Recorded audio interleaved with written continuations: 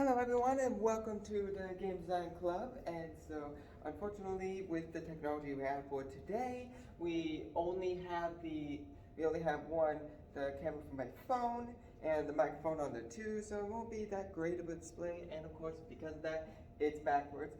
Maybe post editing I'll be able to solve that, but nonetheless we'll get going with this. My name is Gwendolyn. I am the lead producer in the Game Design Club. That is the term we use for president here. And we are going to delve into today's meeting. Today's meeting is going to be a generalized one since this is the beginning of a new quarter. We want to go over what is expected. So we'll start with the club overview. That shouldn't take too long. We'll start with what is a prototype, which is what we focus on this class. The fundamentals of game design. We're going to do it for all 5 key points of this 5 key roles of this club, and then we're going to do a wrap up. So first thing I want to talk about is our club overview. So for those who don't know and who are new to this club, we tend to make short little games. Short little games like prototypes. I'll explain what a prototype is later. But we just make tiny little games, just like 5 30-minute experiences to just practice whatever you want to practice when it comes to making a game. You can practice what you already know. You can practice something new. You can practice just anything you want to. You know, do it. This is a class. This is a club to bring out your ideas. None of it has to be right. None of it has to be complete. None of it has to be even like a long experience. It doesn't even have to be 5 minutes. What if it was like 30 seconds? Whatever. It's fine. It's like we're just here to make stuff because you got to start somewhere. You got to expand your ideas one way or another. So that's what we're here for. And so the meetings usually go with a general meeting where we all gather together and have this kind of setup to explain. We have a presentation, we have a workshop, we just ask general questions and maybe do little activities. It is such as like further working on a game, further working on just practicing anything, whatever works. And so then we have a work meeting to where we all hope to gather together at one point to work on the game all together. Because if anything, when it comes to making a game, it's a group effort. So it's good that everybody is together to work on a project together at one point. It doesn't have to be. If you don't make it, fine, you can work on it yourself. But communication with the team is fantastic. You definitely want that as much as possible. So I hope that was good with the club overview, because now we're going to talk about what is a prototype. So that's a word most game designers don't, people who start making games don't exactly know what it is, because everyone knows of certain terms just like alpha, the beta, and then you have like a demo, and then you have like a finished product. And there's a lot of in-betweens with this. Like there's like a pre-alpha, there's like alpha 1, alpha 2, there's like same thing with beta. There's there's a lot in between, but these are generally like the points when a game is stages of a game. But nobody knows a lot about the prototype because that is actually one point. A prototype is a proof of concept. And proof of concept is incredibly important, not just because it's like it's actually because it's the overview of what you're planning to make overall. Prototype that can literally be in every state. The only thing it needs to really show is the core design, the idea, the main idea of the game. So it's going to have art. It's going to have obviously programming, or else it wouldn't quite work. It's going to have maybe music, and it's going to have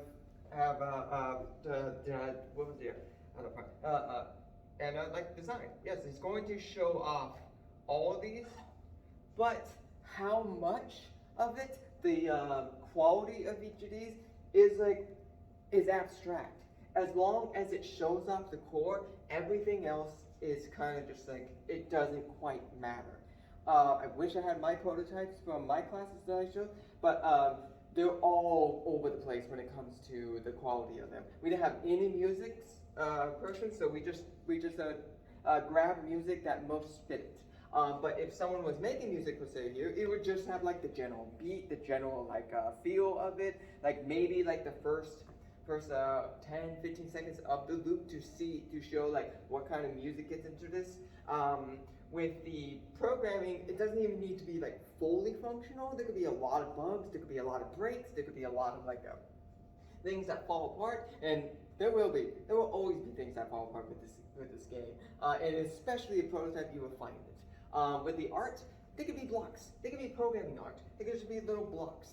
We hope they're not, and we hope that in any of these categories you show off what the main goal is, main look of it, just like any other part, such as like the music or the feel is. And so with design, it doesn't even need to be fully fleshed either. It's like you just have a broad idea of what the overall core design is going to be. Like I'm sure like with Super Mario Brothers, she didn't have the prototype be like the little first level of the game. No, the prototype is probably just a block jumping on another block to get like maybe extra height. And they probably even didn't get, like they probably just had a system to where you just literally jumped on it and didn't bounce off of that. Could have been very later. The only proof of concept is the core, and with Mario Brothers, it's get to the end and you can jump, and that's all they're really doing with that. So it's like I hope that was enough to get a feel of it. Like I said, it would have been nice to have my computer with my prototype, but what are you gonna do? So now, with that out of the way, does anybody have any questions first? Okay, cool. So now we're going to talk about the fundamentals of game design. So, as I said in that presentation, you have the core of a game. But what is a core of a game? We can think of like another game. Last time we did Super Mario Brothers, I'm going to do a different game. How about we get to like our last quarter, we attempted to make a shmup. So we're gonna go with let's go with Raiden. I hope people know Raiden. All it was the game where you play it as a ship, and you have other ships trying to shoot at you, and you're just dodging out of the way. And so, if anybody has played any shmup, try to think of like what you absolutely had to do in order to like play the game. Like, does anybody have any idea of what like the main controls, like the core of Raiden, to where if you don't do this, you can't win the game? Like a shmup? Okay. One thing could possibly be just literally move. If you don't move in a shmup, you die. That's obvious. It seems obvious, but that's pretty good. How about also just like shoot? And like you obviously needed to destroy the boss at the end. So, but you literally actually don't need to shoot throughout most of the game. It's like shooting is only required for the boss because you can't escape it. However, another aspect you can think of is literally dodging. Yes, that's a part of moving, so maybe it can be here, but you literally have to move out of the way of the bullets. So in essence, you actually don't need this, because yes, moving is essential, but the stage moves by itself, and your moving, it only serves one purpose: dodging the bullets. So those are most likely the main cores of the game. So anything else, power-ups, enemy types, the kinds of bosses, those are all not important to the core. So now you got that. This is in the category of goal, your goal in the game. So now we have different category when it comes to building a core. Is what's in the way. what is like preventing you to do this goal? It's like, and we can think of this as like in Mario Bros, enemies and whatnot. And in this case, same thing. You have enemies. But again, let's try to think more specific with that, because just like how moving was seen as a goal at first, then it became dodging. So with enemies, it's not, the enemies are important, but it's more important to what they launch at you. It's like the bullets. Now, it might not be as connected as moving and dodging, but the enemies come before the bullets, but still, that's what's in the way.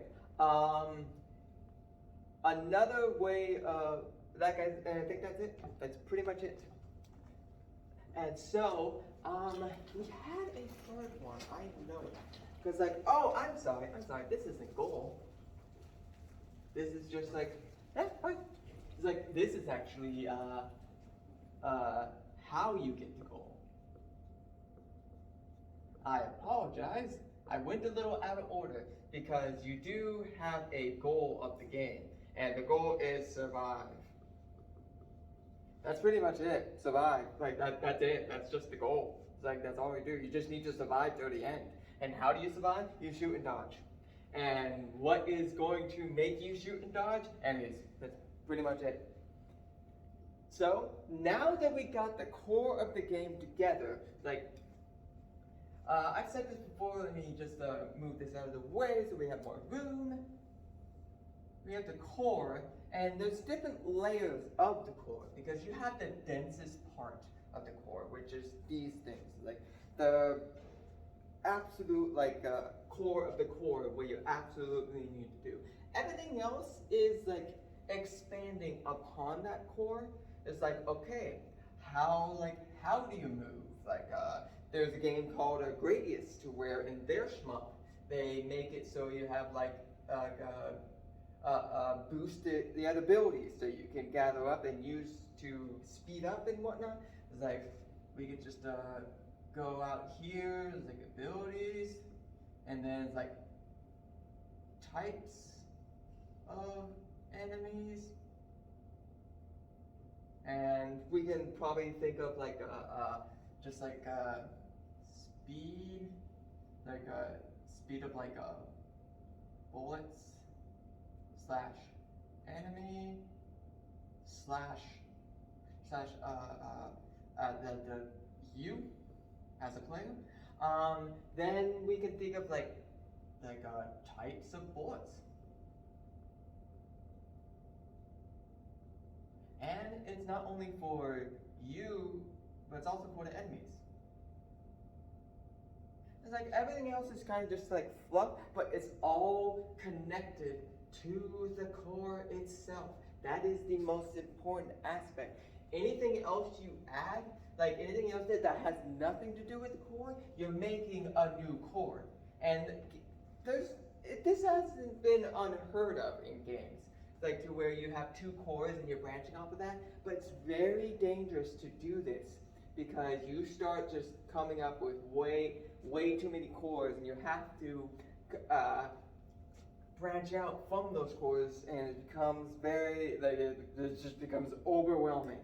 There's games that you can think of, that I can think of back in the day for me, but that fall into this trap. One game, Duke Nukem Forever. I don't know if everybody has heard this game, but this game took 17 years to get. It held the record of the longest game in production, because what they did is this. They kept on adding new core mechanics.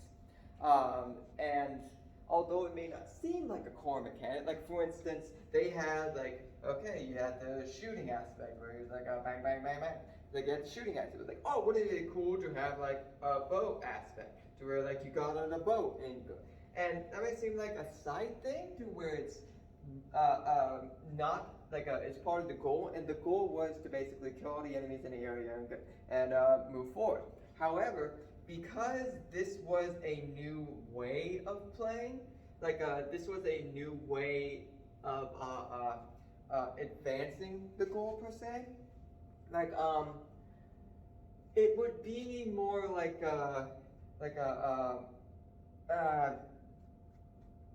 you have a shooter, but now you have a shooter that is involved with vehicles, and that's not unheard of. And that also can be like a mini core. Like it doesn't necessarily have to be as big as this or as branching as this, but it could be a mini core to where because you have to add new controls, new mechanics, new art assets, everything. And as I said, not unheard of. Halo has done this, adding vehicles and whatnot. Other games as well, can't think of it at the top of my head. But nonetheless, what makes it difficult is that you're adding a new workload that is putting new burdens on the aspects of what it takes to build up a core, because a core branches off into what I feel as if are three main design jobs. And we're gonna get into it now. And there is level design. I'm sure everyone has heard of that. I'm sure everyone has heard of UI, or user interface design, or sometimes people see GUI, which is a general user interface, or GUI. I forgot what's there's on camera.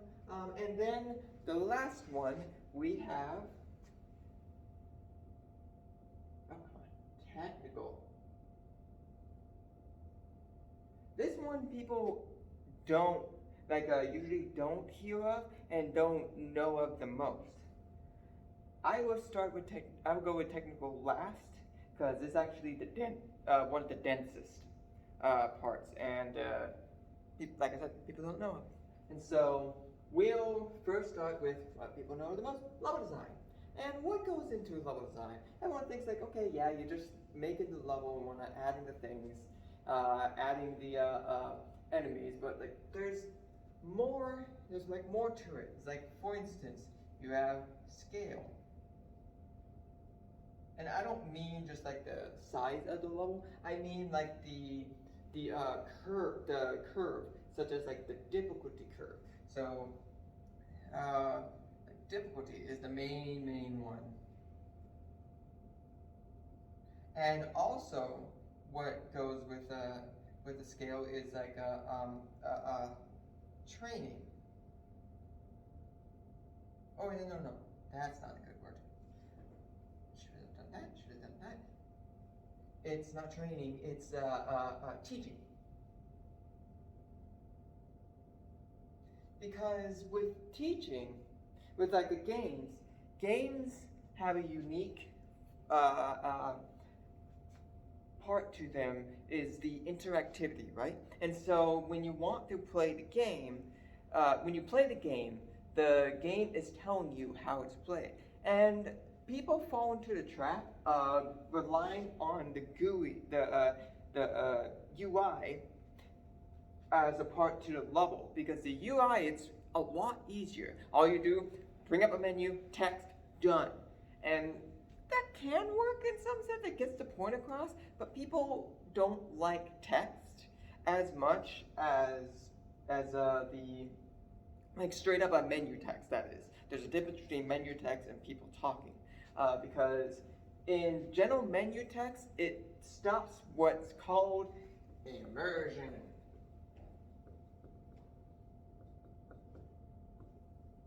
And so, I've talked about this before, I have a video on it, but it's incredibly important to have this in games. You have to have this, because if you don't, then you start making people realize they're playing a game. Now, that may seem weird. It's just like, of course they realize they're playing the game. They're playing the game, so of course they like are going to know they're playing a game. However, it's not so much about they know they're playing a game. It's just it takes them out of the experience.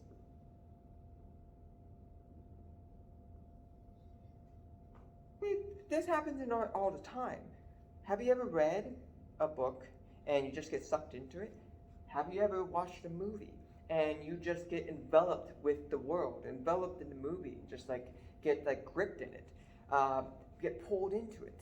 Have you ever listened to a song and just get surrounded by the what it's telling you, the story, the flow of it?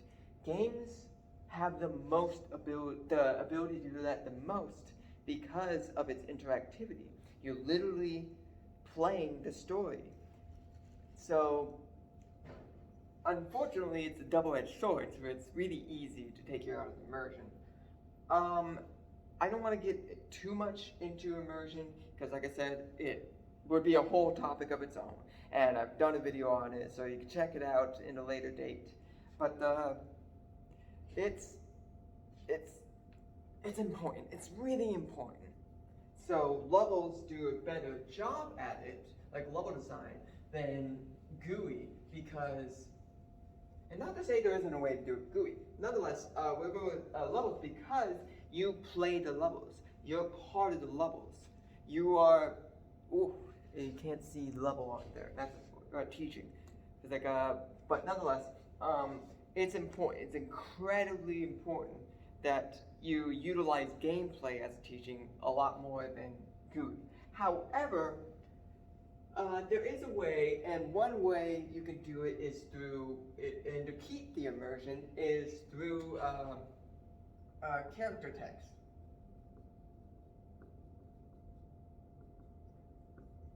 That can keep your immersion. If you're playing a heavy story game, or just have in your game an ability for the characters in the game to talk, this is a good way. If you have an aspect that you just either don't have time or can't teach through the levels, which would be really weird, it very seldomly happens, but it happens, you can use character text to convey it. Sometimes you can't because you literally don't have a character in your game. There's games that do that. It's okay, but we have to try our best to keep that immersion through that. All right. Another thing that is like we can try to think of levels. Like, let's go back to levels. Let me try to like get back into this. So we have to scale, and then we like what else could levels teach us? Like what involves in level design? I think we can go with something like I gotta think. It has to do with these.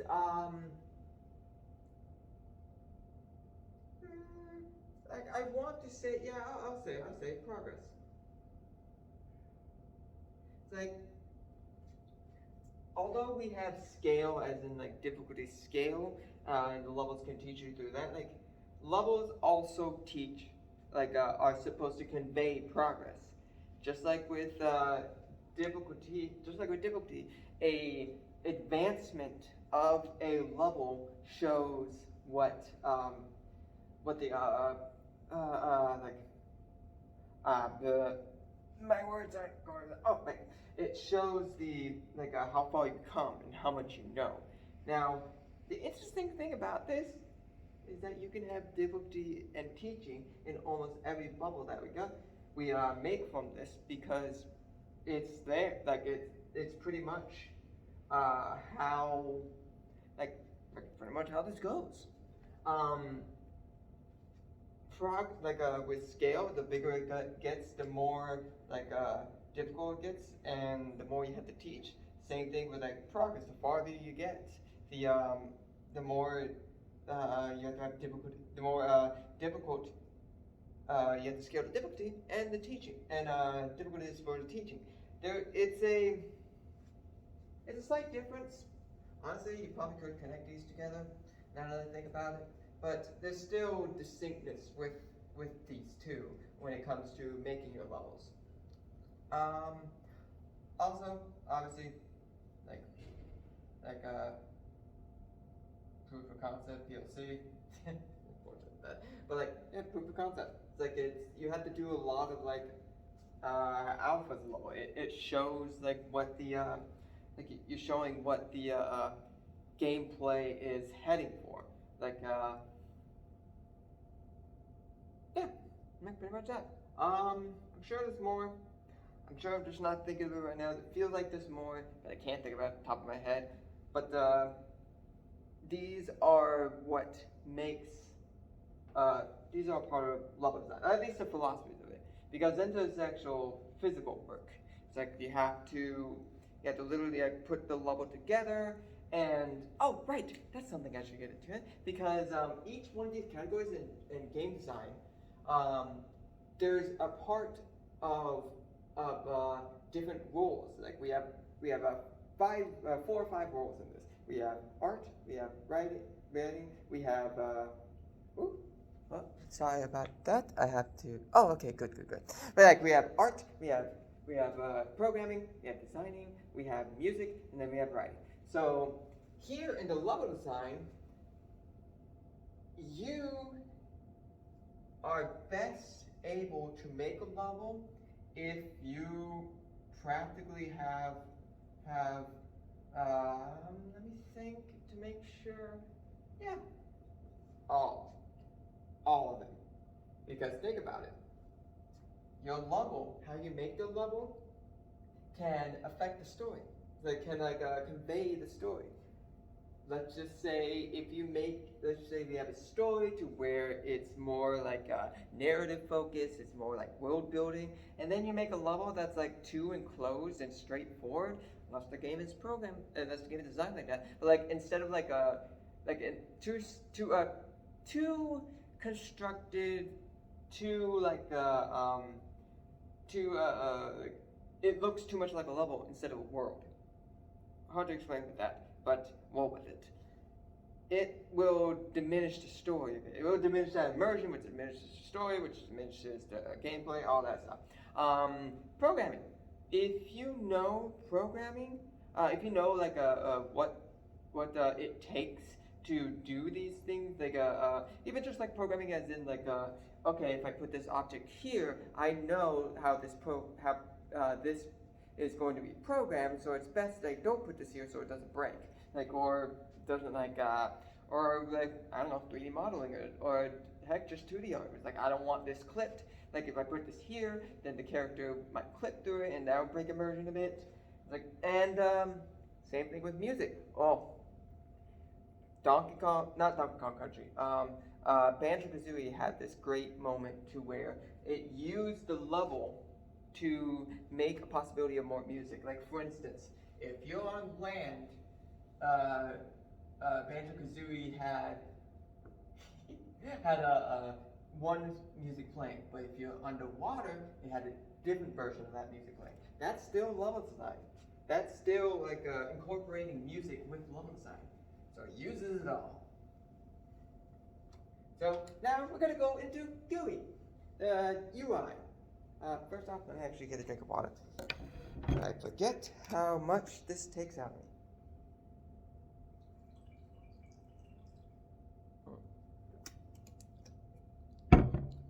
Okay, so we're gonna go with GUI.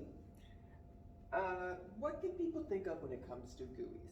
What can people think? Oh, you know what? Okay, before we get to GUI, I'm sorry. Rated. We're comparing it with rated. People look at rated. So what is a level in rated? Now with the shmup, you can't really design you can design the level. Like what a level would look like is just like this long rectangle. Dang it. Sorry, the internet view on the camera. But it's this long rectangle, and so your ship would be right here, and you would kind of just label where all the enemies in, where all the possible power-ups and whatnot. It's maybe up here, and then just normal enemy, and then just ground enemy. They have different types of enemy, but this is how you would kind of lay out the level itself. Now, with scale, it's just with the level in itself, you can have the uppage of scale with like at the start you just have one, and teaching as well, which is like one little enemy just pops up like pew, and you're just like, oh, these things shoot at me. Oh, I need to destroy them. Okay, cool. And the same thing with progress, that you're moving forward, you succeeded, and so then more enemies and more enemies, then different types of enemies. Like this is what I mean by scale. And so also with music comes like composing, I guess, is sound effect design. It's like you want to have like a moment to where before an enemy pops up to give the player a feel like how this game like quickly like check all the buttons, do all the things as much as possible before the actual game like starts. A fun thing you can do when it comes to levels that I really like, that I want to incorporate way more into games, is the fact that, and we can, oh, this is the perfect transition into UI, because what people like to do when making games is to have a grand main menu of like, game, and just like start, like options.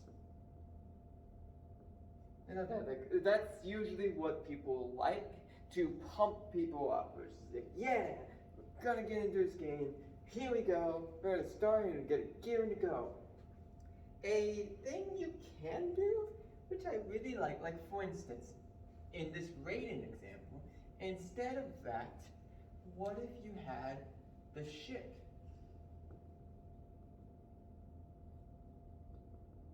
And the ship can be controlled immediately. Just like, it's like, you either can level up with this. Like for instance, instead of like an arrow to show you where you're gonna pick, how about just the ship? Like, and it goes back and forth like real quick, like up as your arrow. Or you could do it even better way. You can just literally have the ship move as the game would. And you obviously would press the shoot button and shoot the bullet and it activates the menu. Now, the reason why I'm tying it to UI is because people tend to think UI is like a straight up, here's a number or here's a bar, and it's just conveying like information that's apart from the actual what's going on in the game. And of course, problem with that, again, as usual, as I keep on saying, immersion. It's the immersion factor. It reminds you that you're in a game, you're playing a game, and it's harder to fit the experience. So let's before I get into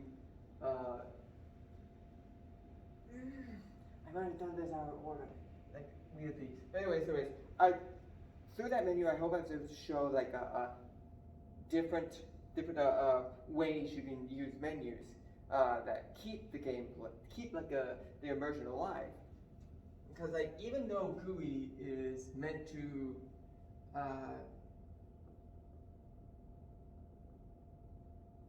show information, it's meant to let's just like show information. It's meant to, I think that's pretty much it, honestly. It's like it conveys information. Like that's pretty much what it does. And how it conveys information is through like bars or straight up numbers. Like it also like it has a freaking menus. It's like we'll call it not menus, navigation. Like just straight up navigation from like just like between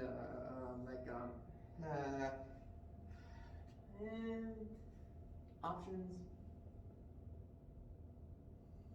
and navigation through menus. It's like that's what it's meant to do, but how you do this can be changed to help with with to keep the immersion. Like for instance, as I put in the menu in the title screen, keeping it to where you're still in control keeps you more in it. It still does the job of navigating you to like the different parts of the game. It still conveys the information through text and whatnot, but it helps prepare you more than just a straight up title menu. However, there's even a better way to do that title screen. How about if the title screen is literally a level? How do we do this? Like, how would you make it possible to make it a level? Well, with Raiden, what we can do is literally have like it's interesting to think about because you can have text, but any text that isn't like a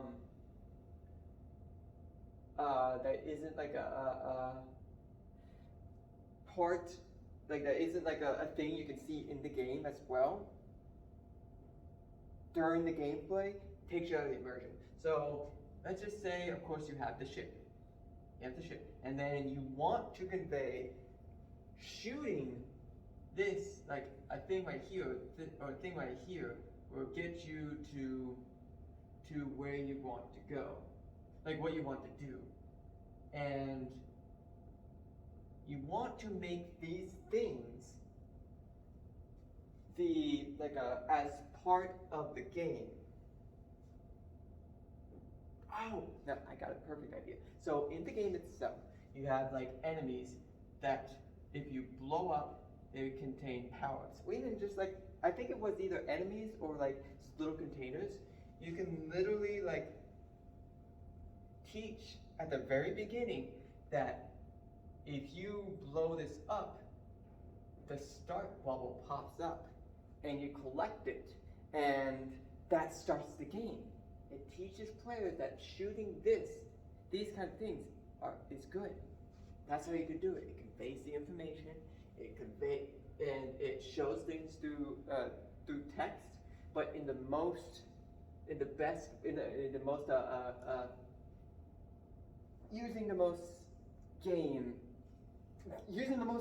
like things in the game, using the most assets inside the experience itself. So another thing that you can also think about when it comes to these type of games, these type of experiences, or any kind of experience, is like literally how you convey the information. If anyone has played Halo or any like Halo is a good example. The first Halo. Only for one example only. Like for instance, you have I'm not good at drawing guns. You have one gun, and you're holding it right here, and you have the one bar right here, which is shield, how much shield and health you have. But right here is where you would convey the info of ammo. Okay. And so that's as much of UI as that. However, because this is on the gun that you're carrying in the game, that conveys information way better than that health bar. So the interesting thing that I think they tried to go for with this, but I don't think it did well, is, oh, they have a radar right here, is that this is how you see as Master Chief, as the main guy. And that's like, I see where they were going, but they didn't add enough fluff. What do I mean by fluff? Like, just like text going on, as in like status reports and whatnot, and just like maybe like a little just blur, like very, very light, very, very like nothing. A game that did this well, same kind of thing, same kind of like layout? Yeah, about like layout. Where they're trying to convey the same thing, is Metroid Prime. That was on the GameCube. That had the same setup to where, like, they did one perfect thing where they literally sectioned off how much you could see based upon like the helmet, how the helmet looked. And so you had like information on what kind of bullets you were using, like the special kind of gun. You have information on like how many missiles you have, how many super bombs you had, how much health you have. And the best part about this, like this already does really well on, I think it's a little different than this, but nonetheless, I think this worked perfectly when you would get hurt. Because what happens, you would get hurt is you would see your reflection, the character's reflection. You are now hooked that this is seeing through Samus's eyes. That's the character name. And all of this is just what she's seeing about herself. And it's all based upon just like how you convey the information. One other thing about this game that I really liked, like that conveyed information in a different way, is literally the gun. Like she has a gun on and whatnot. And so they could have made it to where a charge up, like you have a regular shot and then a charge up shot. They could have made it to where it's like a bar, conveys the same information. But nope, they made it so like it got bigger and it had like a lighting effect. And that told you when it was ready without having a bar, without having a number. It was great. So I hope to that I was able to show what UI is. Oh, and like one more thing. I don't have a game, unfortunately, to convey this, but I do want to convey this as well. It's like menus also have a tough time, like not being like not taking you out, not taking you out of the experience. There we go. So like I played this game called Valkyria Chronicles, and it's basically a war game, an anime war game, basically. Anime World War II, something like that.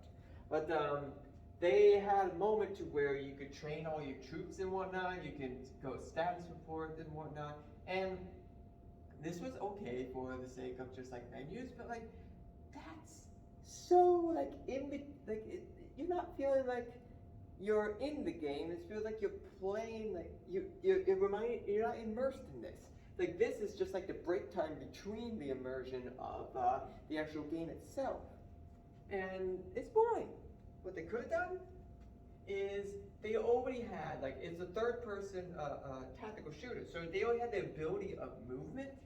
So what they could have done is just like have the guy go to the different like here's a rifle line, like different army huts, and him to actually go to each one of them to open the menu. That may still open the menu and take you out of immersion a little bit, but that would have been so much better. Maybe they ran out of time. Could have been that. But each game they never increased on that, which sucked. I'm talking a little bit too much about immersion, but it's important.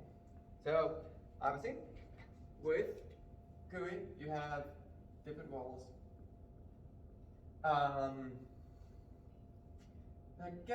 I think with, like, safe to say programming is most likely in all of them. It can just be like how it shows like knowing like if you can actually do something or not menu wise. There's like the art. Oh, that's what I should do. So like art is pretty important. We'll do it like SFX/music, and then maybe writing. Okay, so art is definitely incredibly important in this. It's literally what you see. Sound of between like I'm want to say it depends what you're conveying, because sound effects is pretty damn important.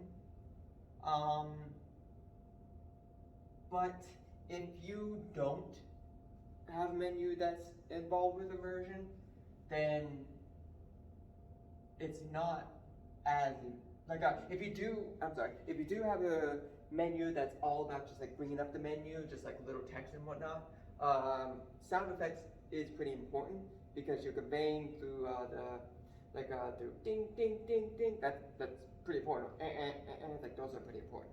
And so if you have more with the story immersion, it's not as important because through the gameplay, you already know you don't quite need it as much. Same thing with this. It's basically 3, 4. This shifts around depending on what kind of menu you're doing, but like that's pretty much what it is if you want to be as immersed as possible. So what's that? We're done with G3. Lastly, save it for last because it's gonna take the longest to explain since it's so new. Technical design. What the hell is that? It's dealing with the minute numbers. Like you have the base numbers set out how everything does. But you're dealing with like figuring out what the right numbers are. What numbers am I talking about? Let's go with grading again. You have a ship. Alright. How fast does the ship move? How fast do you want the ship to move? That depends. Because like if this moves real slow, then that's just not gonna fit in a shmup. That's not gonna fit in a game to where you're supposed to be dodging. You're supposed to be dodging. No, absolutely not. You can't make them go really slow. But if you make them go like really fast, that might be too much too, because if you're having a scaled difficulty, being able to move out of the way of the boards is really easy. It makes it too easy. Of course, when it comes to like fast, you could have it to where that's literally part of the difficulty, added bonus or added detriment. Who knows? It depends. But for the most part, depending on what kind of game you're making, there is a middle ground of what you're reaching, of like how fast you want it to go. That's what technical design is for.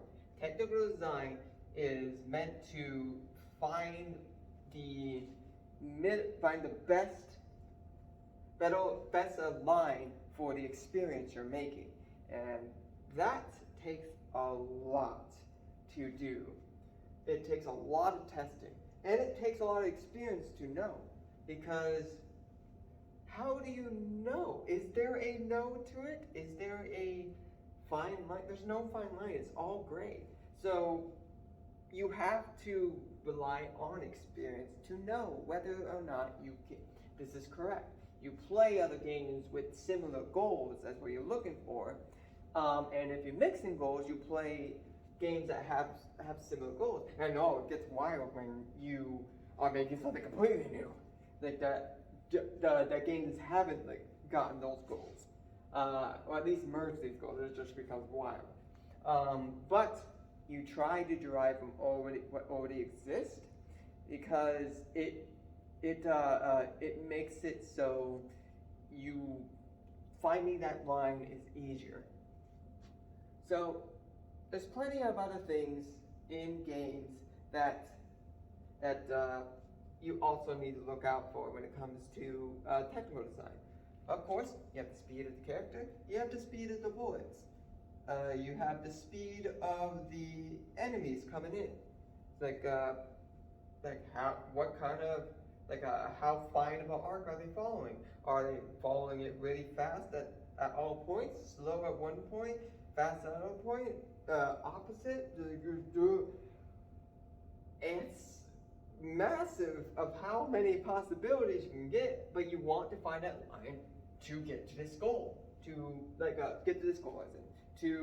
find that, just to make it all the experience, as much experience, close to this experience you're trying to convey as possible, with the right difficulty, with the right market, yada yada.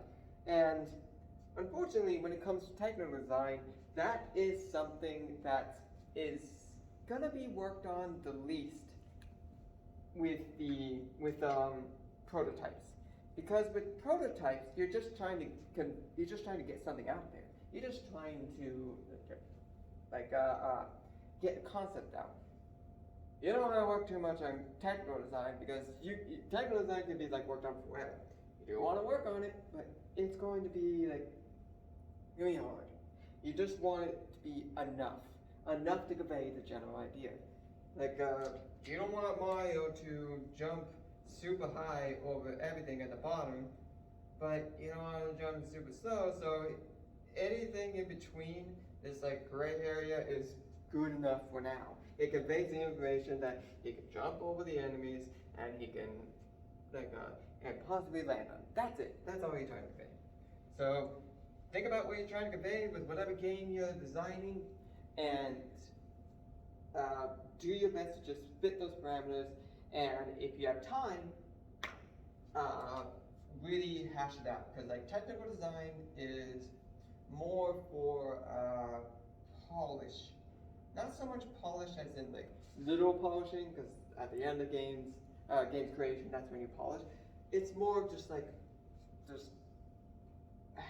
sandpapering it, just sandpapering the rough edges, and polish balance is more accurate, but it's still different. And testing. This is the one to where it literally really only has one, just don't move it, but, oh, that's small. That's the rule bubble. The biggest one is teaming up with the programmer. If you want to learn technical design or do technical design, you gotta really know how the program works. It helps a whole lot, because if you don't know, then if you don't know how to mess with the numbers, you're gonna be asking them to mess with it, and that's taking away time for them to actually try to make everything else work. Not saying you absolutely have to, but it's good to know to make the flow better. Sometimes you do work with artists as well. Jeez, I'm making these bubbles tiny. But because for instance, you want to convey Mario to where how small he gets when he gets hurt. You have to work with the artist for that, to convey that. Or that's part of technical design as well. But definitely not as much as programmers. Same thing with sound effects. Sound effects are still there, because the sound of, again, I should have erased that. The sound effect of Mario shrinking is important. You can't just shrink back. It's not gonna convey anything. But you want to help with the sound effects people to make it the best sound you can make to convey what you want to convey. And that's something to work with. So that's game design. Actually, we got this down. We got all what game design is. There's still more, obviously. I think I just got a good little balance of conveying what it is generally. There's definitely more detail to it. But now we can get into something else about game design, is the stages of, should I do that? I'm sorry, I talked about this before, but there is stages of game development that I was going to talk about, and it does have to do with how it's got game design, but it also has to do with other aspects as well.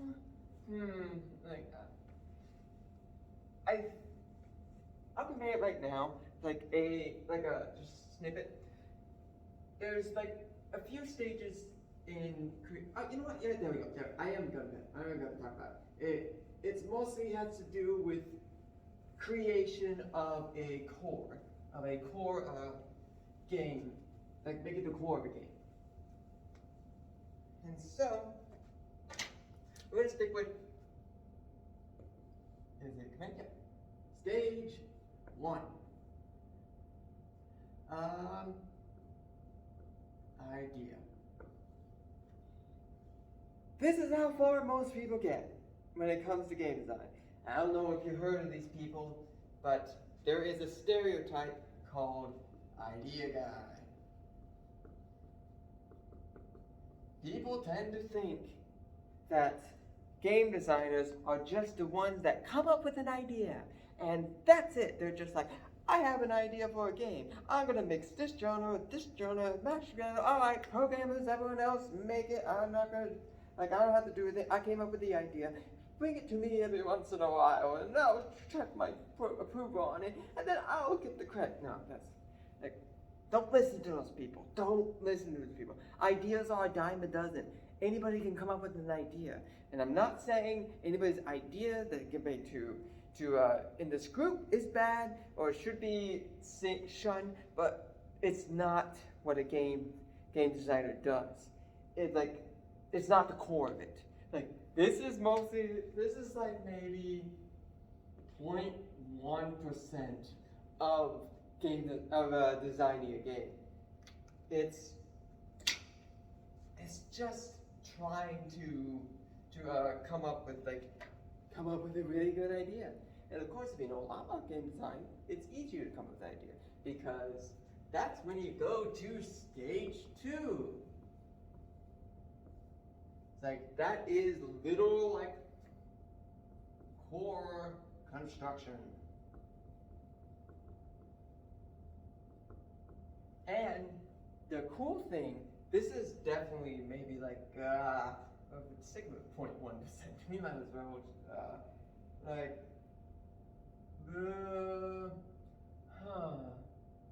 want to say 29.9%, just to match it all. Like it's a big chunk because a lot of game design, you're doing game design without the actual game in front of you. Like it's weird to think about, but a lot of game design can be done on paper, can be done with charts, can be done with writing it all down or typing it all up, because a lot of game design is just like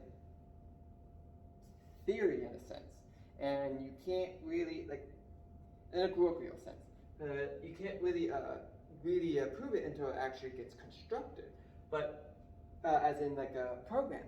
But nonetheless, you're constructing a core. And what that construction looks like is, let's do this.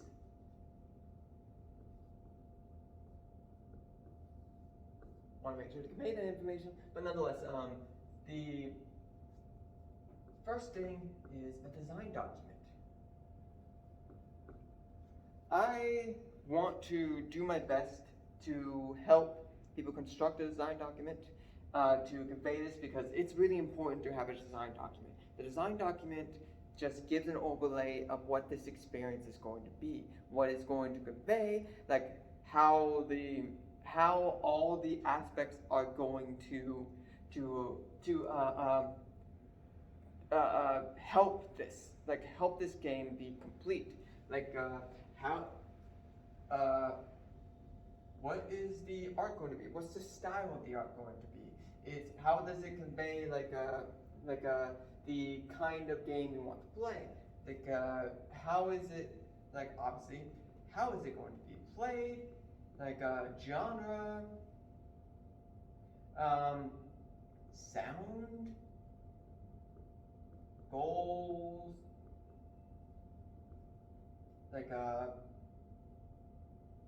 what's stopping you,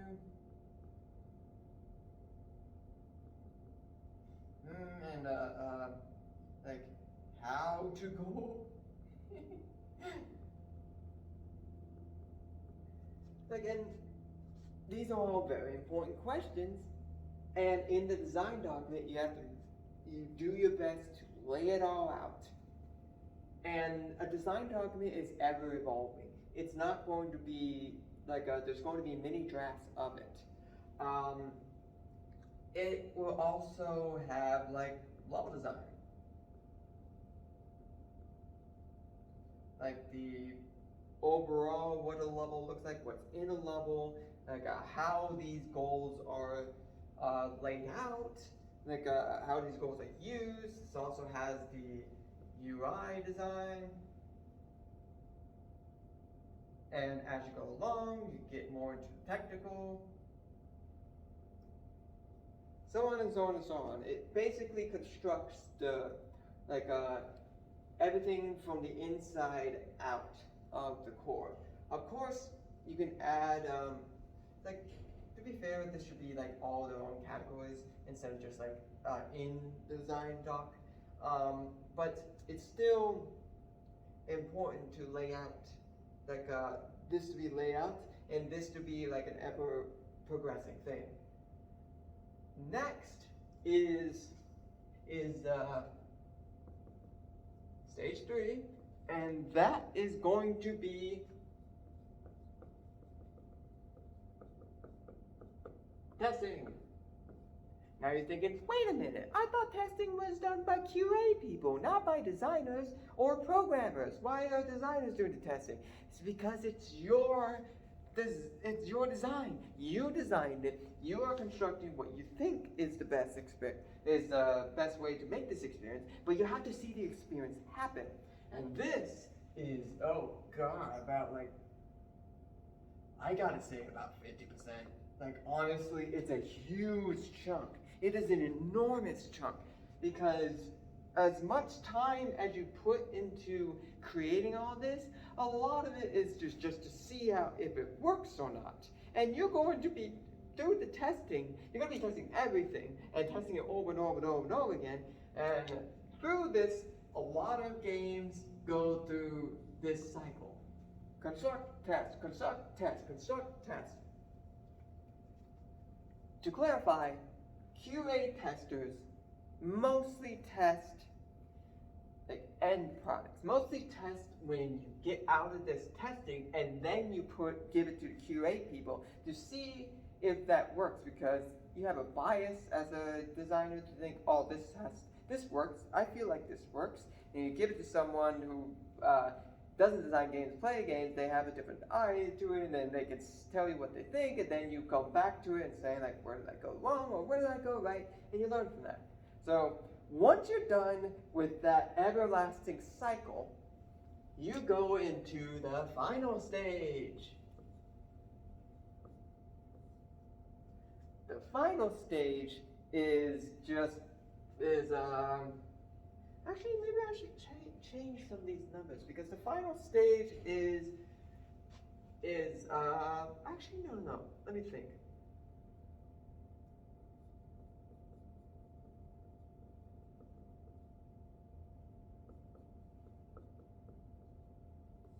Now, it's either or. It's mostly polishing, but it's sometimes expanding. Because, and this is more, it's about 20%. Because it has to do with adding to the core, but you're not going to expand or polish the core without actually having it. So, what you can do here with polishing, obviously, just make these things better, make your design like more clear to your goal, more concise. Expanding could be just like maybe add something else to the subcore, as I said, like, you know, the big circle and the middle circle, like everything else. Like here, you can add stuff to that. You can like as you go along.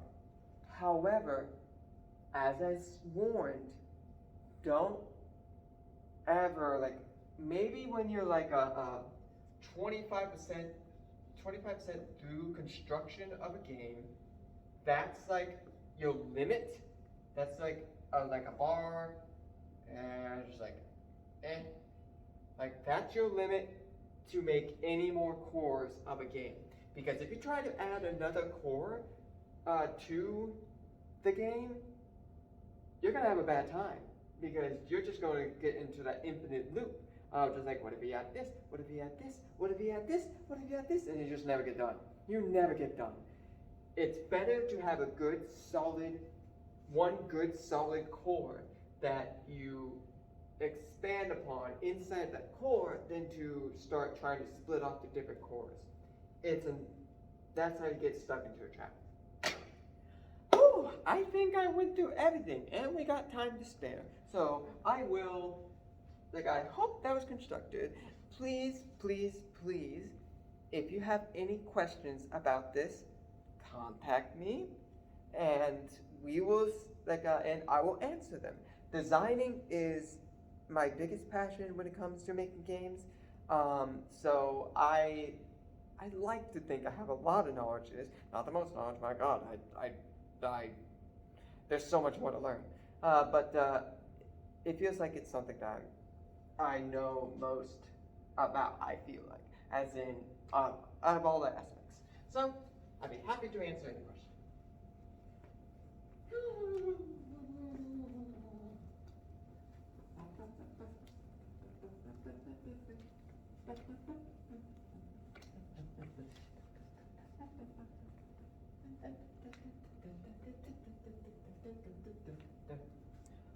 Okay.